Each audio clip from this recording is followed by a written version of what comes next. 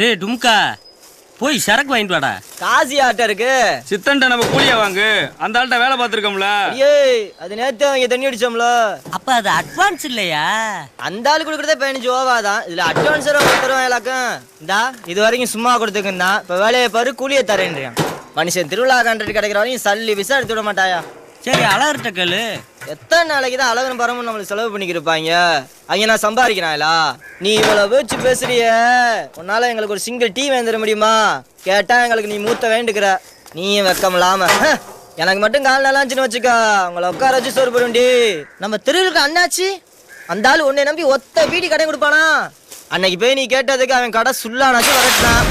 நீயும் வெக்கமில்லாம வந்துட்ட. என்ன மட்டும் அப்படி செஞ்சிருந்தான்னு வச்சுக்கா அண்ணாச்சி கழுத்துல ஒத்த காலை மடிச்சு தொங்க போட்டு இன்னொரு காலில் மிதின்னு மிதிச்சிருப்பேன்.